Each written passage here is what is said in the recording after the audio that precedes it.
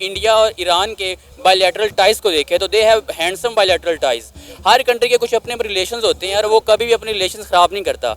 और international relations में हमारे पास कोर आइडिया होता है ना, वो होता है पर्सनल इंटरेस्ट।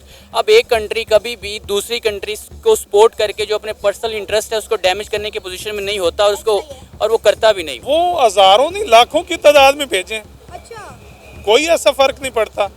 ओ भाई, क्या आप इंडिया बहादुर है? इंडिया को वो वक्त नहीं याद है जब 28 फरवरी को हमने उनके 2 त्यारे गिराए, उसमें इसराइल का भी एक पायलट था। तो इसराइल की भी औकात हमें पता है और इंडिया की भी औकात हमें पता है। अगर हम टेक्नोलॉजी के हवाले से बात करें तो इसराइल जितना एडवांस है, इंडिया भी उससे ज़्यादा एडवांस है। चाहे जितना भी कोई इसके एंटी हो जाए, अमेरिका एंटी हो जाए, जो भी हो जाए, अगर कोई रोकेगा तो कौन रोकेगा? सिर्फ ईरान रोकेगा। क्योंकि ना वो किसी से भीख लेता है, ना वो किसी से मतलब पैसे उधार लेता है, ना IMF का वो कर्जदार है, ना वो किसी का वो अगर उसका जो बजट है वो ऑयल रिफाइनरी है। अगर ऑयल रिफाइनरी पे एक हमला करेंगे ना तो ईरान 100 हमला करेगा। ईरान एक इनकलाबी कौम है, वो हमारी तरह नहीं है एक डरपोक कौम। कुछ अरसे से यूक्रेन और रशिया का एक कॉन्फ्लिक्ट चलता रहा है और मेरे ख्याल में ईरान, अगर हम थोड़ा सा कंपैरेटिवली देखें, जो ईरान और इजराइल का कॉन्फ्लिक्ट है, इससे एक स्वेयर कॉन्फ्लिक्ट है रशिया का और अमेरिका का, एक हिस्टोरिकल उनका कॉन्फ्लिक्ट है। तो यूक्रेन की फेवर में अमेरिका ने अपनी आर्मी नहीं भेजी रशिया के अगेंस्ट में, तो कैसे हो सकता है कि इजराइल की सपोर्ट में इंडिया अपनी आर्मी भेजे? ये जितनी मर्जी फौजें भेजता रहे, इंडिया बुज़दिल है। ये ना हमारे साथ लड़ सकता, ना इंडिया चाइना के साथ लड़ सकता है। अभी चाइना ने इनका क्या हाल किया था लद्दाख में, याद है आपको? कितने किलोमीटर चला गया था चाइना उनके ज़मीन के अंदर, उनके मुल्क के अंदर चला गया था। अभी तो इंडिया खुद टूटने वाला है, इंडिया क्यों आगे भेज रहा है? जैसा कि आप सब जानते हैं कि कल ईरान ने 400 मिसाइल दाग दिए हैं इजराइल के ऊपर, जिसके बाद पूरी दुनिया से ईरान जो है वो तारीफ़ें समेट रहा है, दाद समेट रहा है कि जो काम कोई और मुस्लिम उम्मा ना कर सकी वो ईरान ने कर दिखाया। इसी के साथ साथ एक और बहुत बड़ी खबर निकल के आई है कि इंडिया जो है वो इजराइल की सपोर्ट के लिए निकल आया है। इंडिया ने अपनी हज़ारों की तादाद में आर्मी जो है इजराइल में भेज दी है। तो आइए वक्त को ज़ाया के बगैर अपने प्रोग्राम का आगाज़ करते हैं। अस्सलाम वालेकुम। वालेकुम सलाम। वालेकुम सलाम। क्या नाम है सर आपका? मौज़म। मोहम्मद अब्दुल्ला। मुअज़्ज़म, क्या कहना चाहेंगे? इंडिया जो है वो सपोर्ट कर रहा है इजराइल को, ये बात हमने पहले भी देखी, लेकिन अब ये खबर निकल कर सामने आई है कि जहां तमाम मुस्लिम उम्मा जो हैं ईरान को दाद दे रहे हैं, शाबाश दे रहे हैं, उसी तरफ जो है इंडिया ने अपनी हज़ारों की तादाद में जो आर्मी है वो इजराइल में भेज दी है उनकी सपोर्ट के लिए। क्या कहना चाहेंगे, इंडिया क्यों सपोर्ट कर रहा है इजराइल को? जी मैडम, सबसे पहले जो आपने क्वेश्चन किया है कि इंडिया ने अपनी जो आर्मी है वो इजराइल में भेज दी है, तो हम थोड़ा सा जो हमारा सोर्स ऑफ इंफॉर्मेशन है ना उस पर जाएंगे। आजकल चूँकि AI का ज़माना है, सोशल मीडिया का ज़माना है, तो जो हमारे जो डोमिनेंट हमारे पास सोर्स ऑफ इंफॉर्मेशन होता है ना, हमारे पास सोशल मीडिया का है। तो सोशल मीडिया में हमें एक डाइवर्स किस्म की और अनऑथोराइज किस्म की इन्फॉर्मेशन सुनने को मिलती है, और चूँकि हमारा ये सोर्स है वो सोशल मीडिया है। और अगर हम थोड़ा सा और पर्सपेक्टिव में बात करें कि जो स्टेट के रिलेशंस होते हैं, पहले शायद होता होगा World War I में, World War II में, कि जो एक कंट्री या उसके अपोनेंट कंट्री को सपोर्ट करने के लिए अपनी आर्मी दूसरे कंट्री में भेज देती थी। लेकिन जब से World War II हुई है या इंटरनेशनल रिलेशन में काफ़ी डायनामिक्स उसके चेंज हुए हैं, तो अब इस तरह पॉसिबल नहीं रहा कि अगर हम इंडिया और ईरान के बायलैटरल टाइज़ को देखें तो they have handsome bilateral ties. Her country के कुछ अपने रिलेशंस होते हैं और वो कभी भी अपने रिलेशंस ख़राब नहीं करता। और इंटरनेशनल रिलेशंस में हमारे पास कोर आइडिया होता है ना, वो होता है पर्सनल इंटरेस्ट। अब एक कंट्री कभी भी दूसरी कंट्री को सपोर्ट करके जो अपने पर्सनल इंटरेस्ट है उसको डैमेज करने की पोजीशन में नहीं होता और वो करता भी नहीं। और ये जो बात है कि इंडिया ने अपनी हज़ारों अपनी आर्मी भेज दी है, तो ये थोड़ा सा अनरियलिस्टिक है। अगर हम थोड़ा सा इसकी कॉनोटेशन में जाएं तो कुछ अरसे से यूक्रेन और रशिया का एक कॉन्फ्लिक्ट चलता रहा है और मेरे ख्याल में ईरान, अगर हम थोड़ा सा कंपैरेटिवली देखें, जो ईरान और इजराइल का कॉन्फ्लिक्ट है, इससे एक स्वेयर कॉन्फ्लिक्ट है रशिया का और अमेरिका का, एक हिस्टोरिकल उनका कॉन्फ्लिक्ट है। तो यूक्रेन की फेवर में अमेरिका ने अपनी आर्मी नहीं भेजी रशिया के अगेंस्ट में, तो कैसे हो सकता है कि इजराइल की सपोर्ट में इंडिया अपनी आर्मी भेजे? सही, आप कुछ कहना चाहेंगे? भाई के आर्गूमेंट को सपोर्ट करना चाहूँगा कि ईरान और इंडिया के तो आपस में पहले ही बड़े अच्छे ताल्लुकात हैं। जो इंडिया है वो तो ईरान का चाबहार पोर्ट जो है उसको भी लेना चाह रहा है और वो लेने के कुछ मामला उनके चल रहे हैं। तो मुझे नहीं लगता कि ऐसा कुछ हुआ है या होने लगा है ऐसा कुछ इंटरनेशनल रिलेशन में। अगर दूसरी तरफ हम बात करें तो हम देख रहे हैं कि इजराइल जो है वो ईरान को तड़ियां लगा रहा है, धमकियां लगा रहा है कि आपने हम पे हमला करके अच्छा नहीं किया, आपको इसके नताइज भुगतने पड़ेंगे। लिहाजा कहा जा रहा है कि ईरान की जो ऑयल रिफाइनरीज हैं वो खतरे में नजर आ रही हैं। क्या लगता है ईरान जो है अपना दफा करेगा या फिर वाकई में उनकी ऑयल रिफाइनरीज खतरे में है? देखिए, मैं अगर हम ईरान की बात करें तो ईरान एक रेडिकल स्टेट है और एक रिलीजियस बेसिस पे उसकी फॉर्मेशन हुई है। अब जो रेडिकल स्टेट होती है और ऐसी स्टेट जिसकी जो फॉर्मेशन है वो रिलीजियस बेसिस पे हो ना, उनके नज़दीक जो सबसे मेन एजेंडा होता है ना वो होता है अपने अवाम को खुश करना। अगर इसराइल ये धमकियाँ दे रहा है कि हम ईरान को इसके नताइज भुगतना पड़ेंगे, तो ईरान तो इसके नताइज भुगत रहा है। उन पर इकनॉमिक सेक्शंस हैं, उनके मिलिट्री सेक्शंस हैं। और अगर हम थोड़ा सा पास्ट में जाए तो इसराइल तो काफ़ी नुकसान उनको पहुँचा चुका है। सबसे पहले उन्होंने हमास के रहनुमा इस्माइल हानिया की जो शहादत है उसके पीछे इसराइल का हाथ है।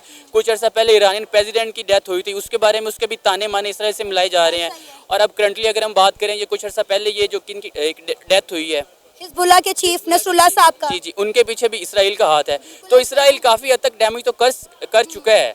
और जब तक ऑयल रिफाइनरी की अगर हम बात कर रहे हैं तो वो भी मेरा ख्याल में, अगर इसराइल की एक्सेस तो है ना ईरान तक, अगर उनके लीडर्स को मार सकता है और वो भी बड़े एक माइन्यूट से और बड़ा डेलिब्रेटली और अच्छे तरीके से अगर उनको निशाना बना सकता है, तो इसमें कोई दो राय नहीं। इजराइल का ये दावा है कि ईरान ने जो अटैक किया है इजराइल के ऊपर, जो 400 मिसाइल दागे हैं, उनसे उन्हें कोई नुकसान नहीं पड़ा। उन्हें पहले से पता था कि कहाँ कहाँ ये मिसाइल आके गिर सकते हैं, लिहाजा उन्होंने अपनी आबादी वाली जगह पहले ही खाली कर ली थी।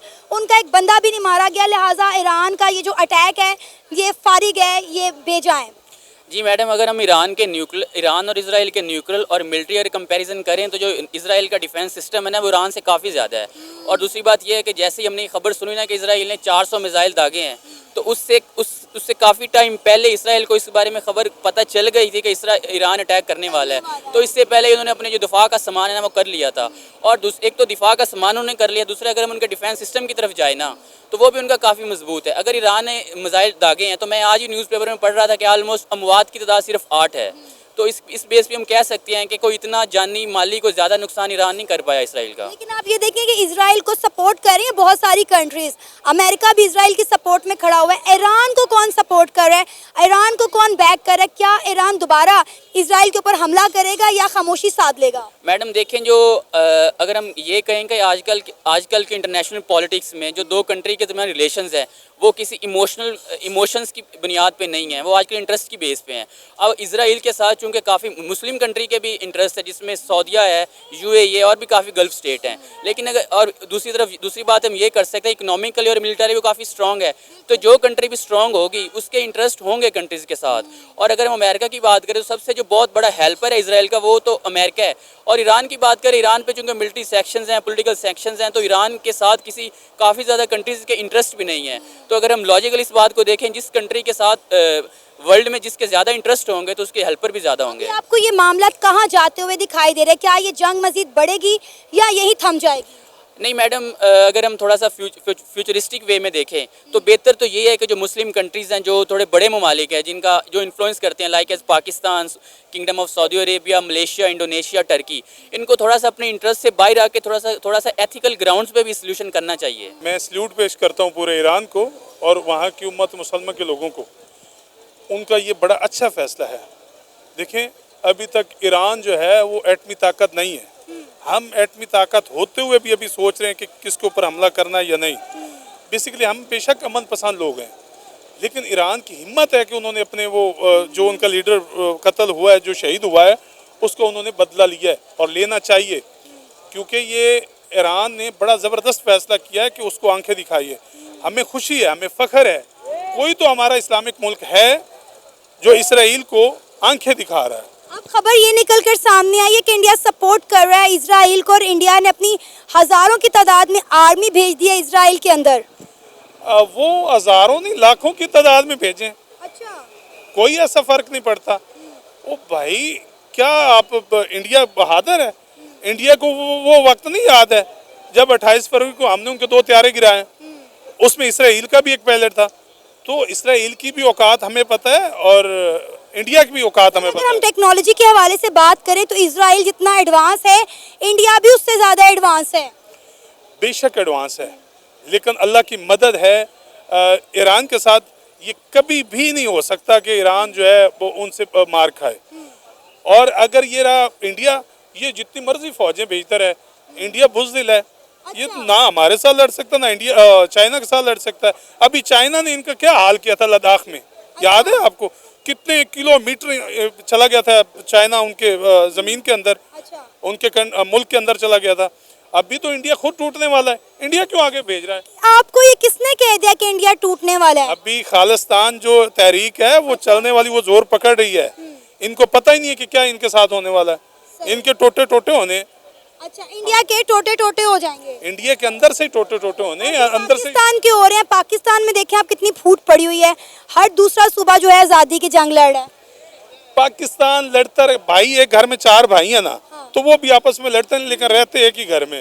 ये पाकिस्तान के 4 सूबे हैं और ये पाकिस्तानी आपस में कभी भी नहीं ये अलहदा होंगे। हम ये बात अभी कर रहे हैं जो इंडियन आर्मी के हवाले से आपने कहा कि इंडिया बड़ी बुज़दिल कौम है, वो पाकिस्तान पे कभी हमला नहीं कर सकती, लेकिन आप ये भी तो देखें ना कि पाकिस्तान की अगर हम बात करें तो पाकिस्तान का जितना पानी है वो इंडिया से आता है और इंडिया ने कहा है कि अगर हम इनका पानी रोक दें तो ये लोग बूंद बूंद को तरस जाएंगे। तो रोकें, क्यों नहीं रोकते? किधर लेके जाएंगे इतना पानी? अपने मुल्क का नुकसान करेंगे। हम तो कहते रोकना तो रोकें। हमारे पास तो अल्लाह की नेमत है, पानी बहुत पहले वसी है, ये किधर पानी को जमा करेंगे? क्या इतनी हिम्मत है इनके पास? इतने डैम है इनके पास ये पानी सेव कर लें? डैम तो बहुत सारे बना लिए इंडिया ने, हम ही नहीं बना सके।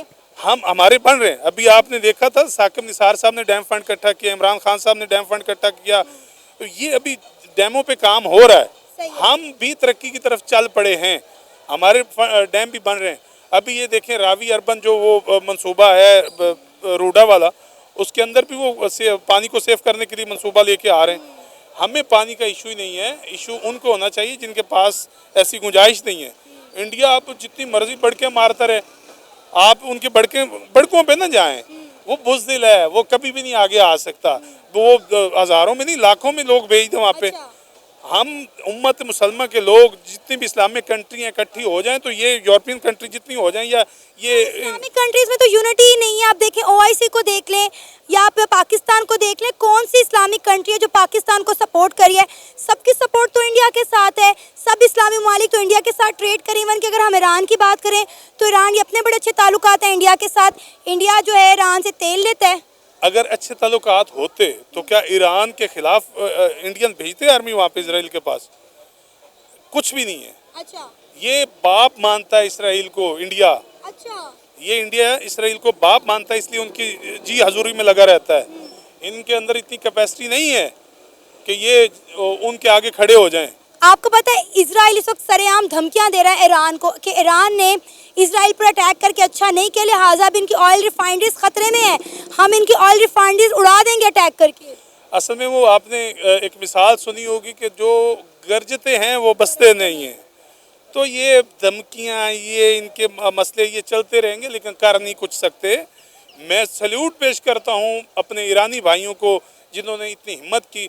ये हमें भी आगे बढ़कर उनकी सपोर्ट करनी चाहिए, जिस लिहाज से भी करें। हमें चाहिए कि हम उनकी सपोर्ट करें। हमारा इस्लामिक मुल्क है, हमारा पड़ोसी है, इंडिया भी हमारा पड़ोसी, मगर इंडिया जो है अगर इतने किलोमीटर दूर जाके इजराइल को सपोर्ट कर सकते तो हम दीवार के साथ दीवार है, इधर नहीं हम सपोर्ट कर सकते। क्या नाम है सर आपका? इफ्तिखार सरवर, हसनैन सरवर। इफ्तिखार क्या करते हैं? मैं एमफिल मैंने अभी कंप्लीट किया फिजिक्स में। और आप? BS history. अच्छा, आपको पता होगा कि जिस तरह ईरान ने कल 400 मिसाइल दाग दिए हैं इजराइल के ऊपर, उसके बाद इजराइल ने ईरान को धमकियां भी दी, लेकिन अब एक खबर निकलकर सामने आई है कि इंडिया अपनी कई हज़ार आर्मी जो है वो इजराइल के अंदर भेज रहे हैं इजराइल को सपोर्ट करने के लिए। क्या कहना चाहेंगे आप? नहीं, ये तो मुश्किल है कि इंडिया इसराइल के पास जो लेकर जाए आर्मी, ये तो मुश्किल है। कि ना जो बाइडन अमेरिकी प्रेसिडेंट ने बयान दिया था कि हम इसराइल के साथ खड़े हैं। जो भी मुश्किल है कि जहाँ तक हमारी तावन होगी, हम नेटो है ना जो एक मतलब 31 या 30 कंट्रीज़ का जो एक वो बना हुआ है ना फौज का इत्तेहाद, वो कहते हैं हम किसके साथ खड़े हैं? इसराइल के साथ खड़े हैं, क्योंकि वो एक क्या कहते हैं एंटी इस्लामिक की वजह से ना वो इसराइल के साथ खड़े हैं। बाकी इंडिया कभी भी ऐसा नहीं करेगा कि वो अपनी आर्मी लेकर इसराइल पहुंच जाए। जी ऐसा ही है, क्योंकि इंडिया के ताल्लुकात ईरान के साथ भी आप देखें ना कितने स्ट्रॉन्ग है। हाँ, वही है ना, इनके आपने कहा ना कि इनके इंडिया अपनी इनके फ़ौज लेकर जा रहा है, ये नहीं हो सकता इनके वो उसके साथ, क्योंकि जिसके साथ अमेरिका खड़ा होता है तो इंडिया भी उसके साथ खड़ा होता है। और इंडिया तो खड़ा है, अमेरिका तो खड़ा है इसराइल के साथ। वही तो इनके उनकी ट्रेड होती है, एंड जैसे भाई ने कहा कि नेटो वगैरह इनके उनका अपना इनके अलायंस है ना, वो जैसे अमेरिका चाहेगा तो फिर इसराइल भी ऐसे करेगा, उसके इत्तेहादी भी ऐसे करेंगे। अब आपको ये मामला कहाँ जाते हुए नजर आ रहे हैं? क्या ईरान का हाल भी गजा जैसा होने वाला है, या ईरान जो है इसराइल की धमकियों से डरेगा नहीं, मुंह तोड़ जवाब देगा? क्योंकि इस वक्त इसराइल जो है वो ईरान को तड़ियाँ लगा रहा है, धमकियाँ लगा रहा है कि हम जो है आपकी ऑयल रिफाइनरीज उड़ा देंगे। नहीं, ऐसा नहीं हो सकता। जब आफ्टर 1979 में ईरान में जो इनकलाब आया था ना, उसके बाद ईरान एक बहुत स्ट्रांग कौम बन कर रही है। ऐसा कभी नहीं हो, गजा की तो सूरत हाल नहीं, कभी भी ईरान में ऐसी नहीं होगी कि अभी गजा में, क्योंकि जब से उनका इनकलाब है ना, इनकलाब के बाद ईरान एक बड़ी स्ट्रांग कौम बन गई है। उसने अपने आप को नेक्स्ट स्ट्रांग कौम बनाया भी है और दिखाया भी है दुनिया को। जब मतलब उसने अभी एटमी पावर बनाया है, अमेरिकन उस पर कितनी पाबंदियाँ लगी हैं, लेकिन उन्होंने फिर भी उसको अपना जो उसका काम मकसद था उन्हें कंप्लीट किया है। और हम एज ए मुस्लिम ईरान के साथ खड़े हैं, जो भी मुश्किलात होगी हम ईरानी इनकलाब के साथ खड़े हैं, ईरान के साथ नहीं, ईरानी इनकलाब के साथ। क्यों उनका जो इनकलाब है ना, उन्होंने चीन को फॉलो किया था, जो चीन में 1948 में आया था, सेम एज इट 1979 में जो उसके सुप्रीम लीडर अयातुल्लाह ख़ामनेई, उसको जो उनके हमारे लीडर हैं, हमारे भी लीडर हैं, वो एक बड़े मतलब स्ट्रांग लीडर है। उन्होंने ईरान को एक स्ट्रांग कौम बनाया है। कभी भी ऐसा नहीं हो कि वो ईरान का गजा जैसी सूरत हाल हो। जैसे आपको बताया कि कुछ दिन पहले जब हिजबुल्लाह के चीफ नसरुल्लाह साहब को शहीद किया गया, आपको पता है जम्मू कश्मीर में बहुत बड़ी तादाद में प्रोटेस्ट निकले हैं, वहाँ की खवातीन बच्चे ज़ारों के तार जो है रोते रहे, गम और गुस्से में मुब्तला रही। इवन कि उन्होंने डिमांड की इंडिया से कि वो इसराइल को प्रेशराइज करे और इन सब चीज़ों को रोके। लेकिन आप देखें ईरान ने वो कर दिखाया जिसका कोई तसव्वुर भी नहीं कर रहा था। हमें लग रहा था कि शायद इंडिया बात करेगा इसराइल से, उसे खामोश करवाने की कोशिश करेगा। मैं आपको वही बात कह रहा हूँ ना कि आज कितने इस्लामी मुल्क हैं, 56 इस्लामी मुल्क हैं, किसी में जुर्रत है कि वो जाकर इसराइल पर हमला करे? बिल्कुल भी नहीं। वही तो कहने आफ्टर 1979 में जो ईरान में इनकलाब है ना, उसके बाद ईरान एक बड़ी स्ट्रांग कौम बनकर उभरी है। और ईरान एक मतलब खुद मुख्तियार है। जब उन्होंने वो कहते हैं फ़लस्तीन का जो उनका क्या किसका नाम था, मुझे नाम याद नहीं आ रहा, उसको शहीद किया था, उसके बाद उन्होंने कहा था कि हम बदला लेंगे। उसके बाद उसने जो हसन नसरुल्लाह को शहीद किया, उसके बाद उन्होंने कहा है कि हमने लेना है बदला। अब उन्होंने अब बदला लिया है और इंशाल्लाह हम वो एक बदला लेंगे। और वो जब तक ईरान फ़लस्तीन के साथ खड़ा है, मतलब वो बड़ी हेल्प कर रहा है। इतनी पाकिस्तान तो बस हमारे PM साहब बयान देते हैं, हमारे फॉरेन मिनिस्टर साहब बयान देते हैं, हम तो बयानों तक महदूद हैं। और जैसे जमात इस्लामी हो गया, जो भी चंदा इकट्ठा के, चंदे से कुछ नहीं होना, चंदे से कुछ नहीं होना। हम तो वही बात है कि हम दुआ कर लें, या अल्लाह मैं मिल जाएगा। क्या मिलना है? दुआ से कुछ नहीं, जब तक बंदा खुद हरकत ना करे। हरकत में बरकत है। आपको क्या लगता है कि अब इजराइल खामोश बैठेगा ईरान के इस हमले के बाद, या वाकई में ईरान की ऑयल रिफाइनरीज उड़ा देगा? क्योंकि अगर हम ईरान की बात करें तो ईरान का दारोमदार ही ऑयल के ऊपर, और इजराइल को जैसे उन्होंने बताया कि इंडिया सपोर्ट कर रहा है, अमेरिका सपोर्ट कर रहा है, ईरान को तो उस तरह से खुल के कोई सपोर्ट करता हुआ सामने दिखाई ही नहीं दे रहा। जी ज़रूर करेगा, इसराइल इनके हमला करेगा, क्योंकि वो उनकी देखे जाए तो अमेरिका पीछे साथ खड़ा है। जो पूरी दुनिया में अगर देखा जिसके साथ अमेरिका खड़ा होता है तो वही इनके कंट्री है, इनके पावरफुल होता है। जैसे अब रशिया और यूक्रेन किया है, तो अमेरिका यूक्रेन के साथ खड़ा है, तो वो इनके रशिया को इनके अच्छा टाइम दे रहा है, इनके फुल टाइम दे रहा है उसको। इनके इसी तरह इसराइल भी उसको टाइम देगा, इनके उस पर अटैक करेगा, जवाब देगा। उसकी रिफाइनरी पर इनके आज ही उसका बयान आया है नेतन्याहू का कि हम उसकी रिफाइनरी पर हमला करेंगे। वो ऐसा ही हमला करेंगे। ये वार इनके ऐसे बढ़ती जाएगी, ये रुकने वाली नहीं है जब तक इनके दो रियासती हल नहीं हो जाता।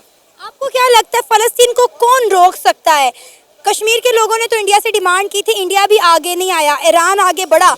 अब ईरान को इसराइल जो है वो धमकियां दे रहा है। आपको क्या लगता है कि इसराइल को कौन रोकेगा? इसराइल को रोकेगा तो सिर्फ ईरान ही रोकेगा, और किसी के दम में नहीं है, किसी के दम में नहीं है। फिर अगर रोकेगा तो चाहे जितना भी कोई इसके एंटी हो जाए, अमेरिका एंटी हो जाए, जो भी हो जाए, अगर कोई रोकेगा तो कौन रोकेगा? सिर्फ ईरान रोकेगा। क्योंकि ना वो किसी का कोई, ना वो किसी से भीख लेता है, ना वो किसी से वो मतलब पैसे उधार लेता है, ना IMF का वो कर्जदार है, ना वो किसी का वो अगर उसका जो बजट है वो ऑयल रिफाइनरी है, अगर वो ऑयल रिफाइनरी पे एक हमला करेंगे ना तो ईरान 100 हमला करेगा। ईरान एक इनकलाबी कौम है, वो हमारी तरह नहीं है डरपोक कौम।